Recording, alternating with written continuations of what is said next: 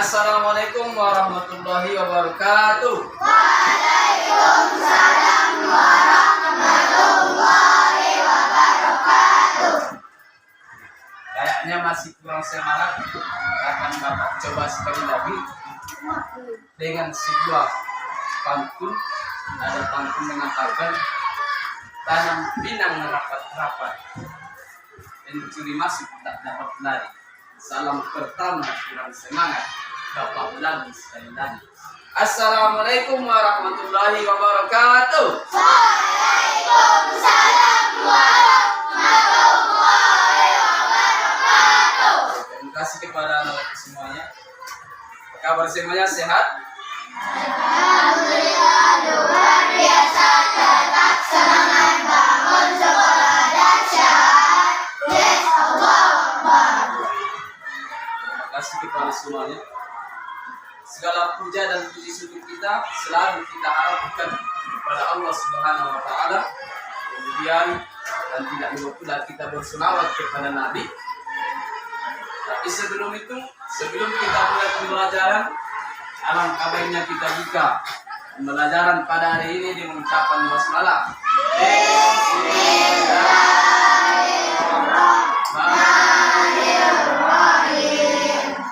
Kemudian kita mulai, kita awali kegiatan kita ini dengan sebuah doa yang diantarkan oleh Bang Umam. Pada Bang Umam, silakan.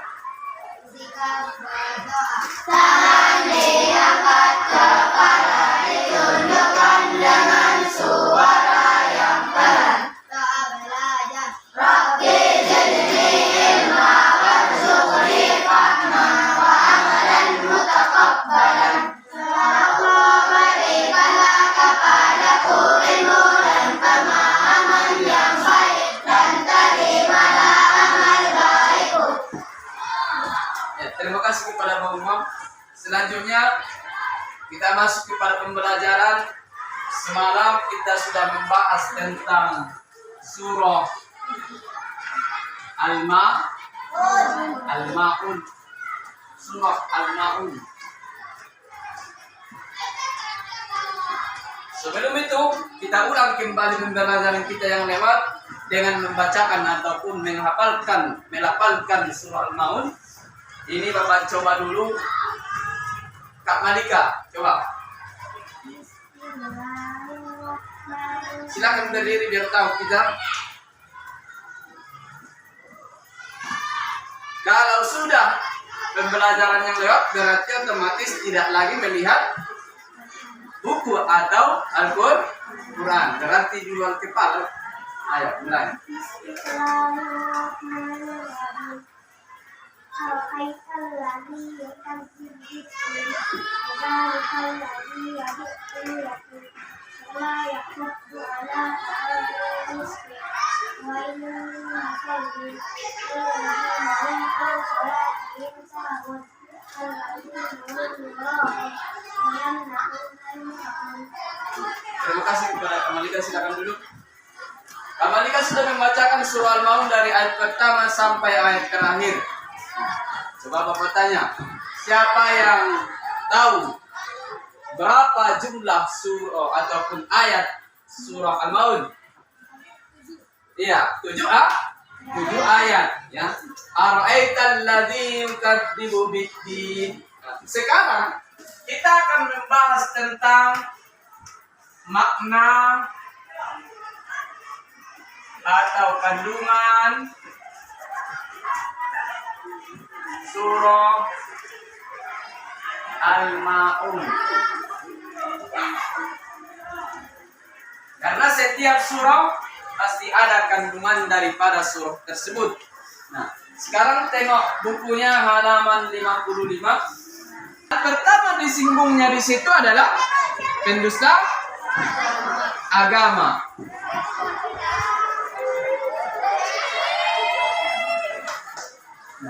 Pendusta agama.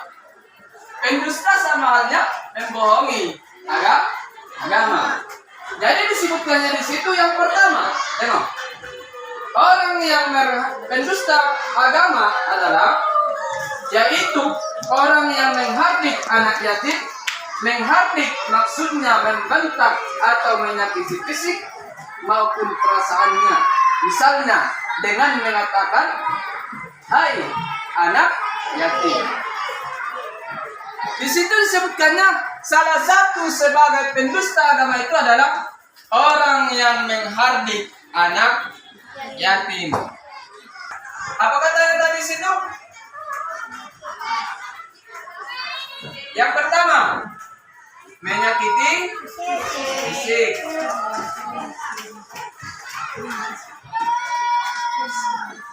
Kedua, membentak. Ketiga, menyakiti perasaan.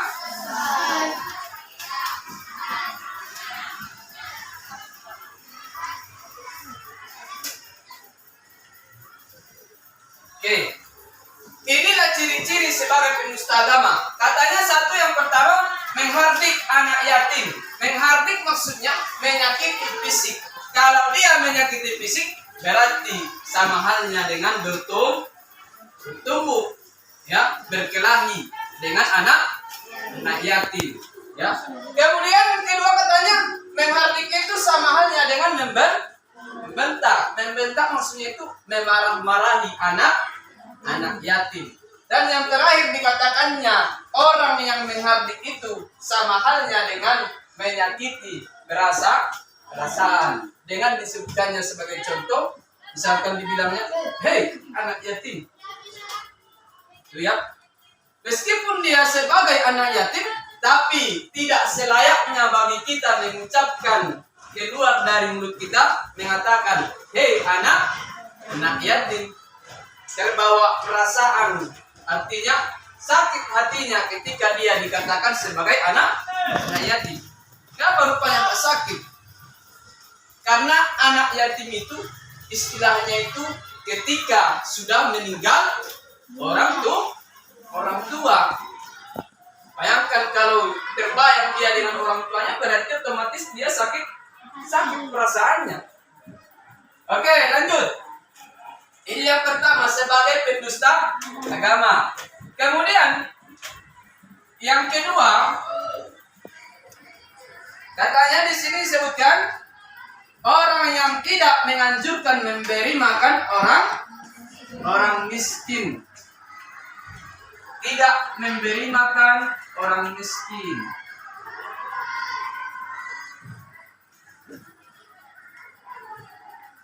Misalkan di tetangga kita itu ada orang yang miskin.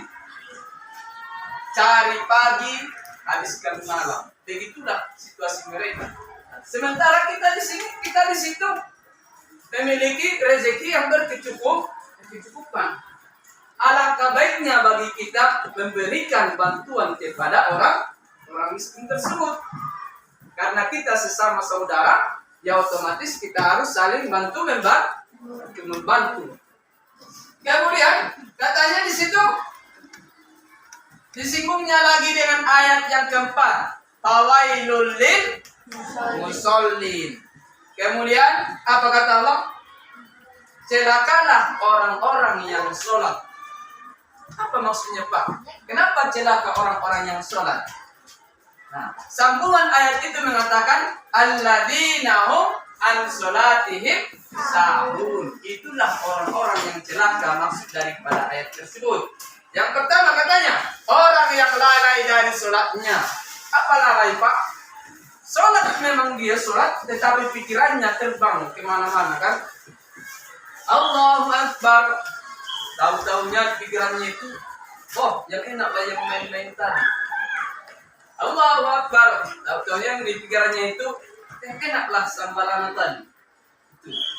Jadi secara tidak sadar badan kita memang sholat, tetapi hati dan pikiran kita tidak sholat. Begitulah orang yang lalai daripada sholat. Yang selanjutnya berbuat riya. Ya, apa maksud dari berbuat riya Pak? Riya itu, ya silakan coba kasih pendapat. Memamerkan amal baik Katanya berbuat riya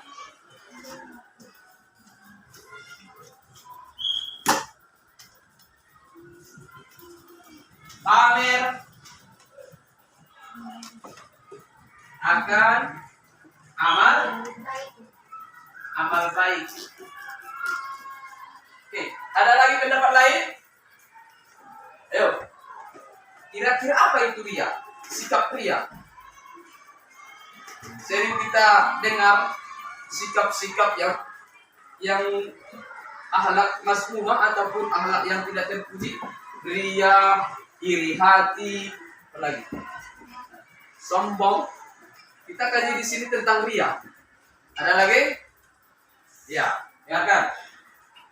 Sikap riya maksudnya itu adalah pamer akan amal kebaikannya. Kenapa dikatakan di sini riya?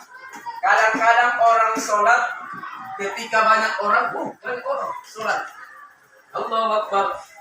Tapi di saat banyak orang, di saat ada gurunya, baru dia mau sholatnya. Ketika tidak ada orang, tidak ada gurunya, capek yang sholat itu. Itulah sikap daripada orang yang berbuat riya. Harus ada orang dulu yang memperhatikan dirinya, baru dia mau memperlakukan perbuatan baik. Yang padahal sesungguhnya segala amal kebaikan kuncinya adalah ikhlas. Ikhlas di dalam hati.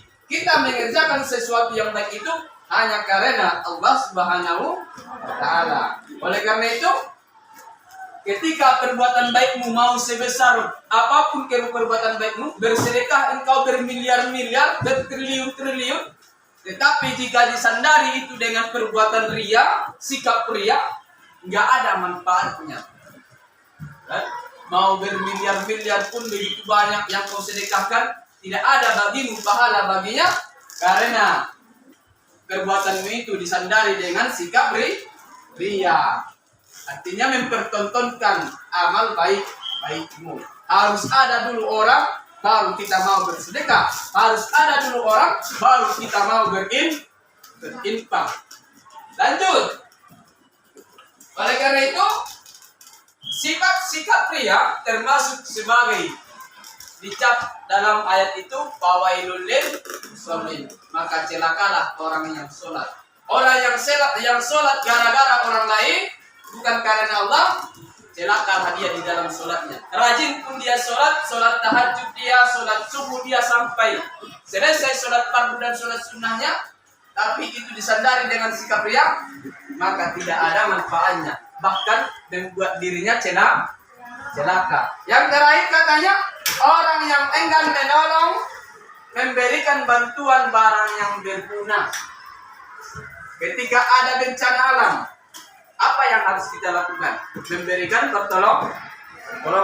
Bukankah Rasul mengatakan tangan di atas lebih baik daripada tangan di bawah? Apa maksudnya, Pak? Memberikan pertolongan pada orang lain lebih baik daripada kita meminta. Mau sedikit pun pertolongan itu bagi mereka itu menganggap sudah sangat berharga. Ada yang kena bencana alam, longsor, kemudian kau sedekahkan baju satu, cuma satu baju. Tiba-tiba mereka itu tidak ada baju karena sudah tertimbun di saat longsor itu. Tapi kau serahkan satu baju.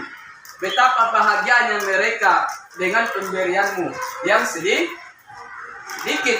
Nah, itulah perbandingan ataupun itulah makna daripada kandungan surah Al-Maun. Oke ya. Mungkin itu saja dari pembahasan kita. Tapi sebelum itu ada sedikit yang ingin Bapak praktekkan. Apa ingin coba? Ketika sudah diterangkan surah Al-Maun, kita coba kuis sebentar ya tentang makna kandungan surah Al-Maun. Yuk. Oke, Bapak tunjuk ya.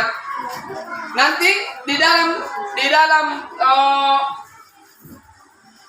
spider ini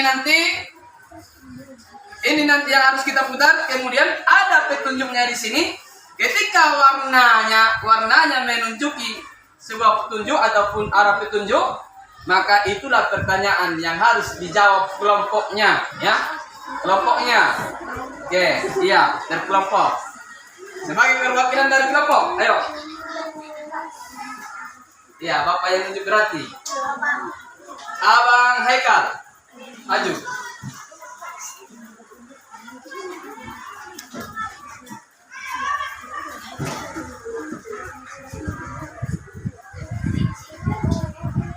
Oke, di mana berhentinya? Kita tengok. Masih jatuh. Ternyata menyebutkan sikap terpuji dari surah Al-Maun. Kita tengok amplopnya, ya. Sikap terpuji dari surah Al-Maun. Oke, dulu Abang Haikal. Kita buka. Apa yang menjadi sikap terpuji yang harus kita sampaikan ataupun kita praktekkan dalam kehidupan kita sehari-hari? Kelompok 3. Coba tunjuk tangan. Kira-kira apa yang menjadi sikap terpuji di saat kita mempelajari surah Al-Maun? Satu saja. Yo. Kalau nanti dapat, berarti dapat poinnya 100. Yo. Angkat tangannya. Ada Pak itu. 3, 2, Abang Haikal. Memberikan bantuan kepada orang. Memberikan bantuan kepada orang yang susah. Iya, ya. Kita dalam hidup ini jangan merasa sombong ketika diberikan rezeki, setidaknya berikan beberapa bantuan kepada orang yang susah. Oke, tepuk tangan untuk Bang Haikal. Oke, bisa ya? Kita lanjut minggu depan dengan pertemuan selanjutnya. Mudah-mudahan pada kesempatan ini ilmu yang kita pelajari bermanfaat dan berkah di hadapan Allah Subhanahu wa taala. Tadi Bapak Bapak buka dengan ucapan basmalah. Akhir hari ini Bapak akhiri dengan ucapan hamdalah. Alhamdulillahirabbil alamin. Doa kafaratul majelis. Subhanallah wa bihamdika asyhadu an la ilaha illa anta astaghfiruka wa atubu ilaik.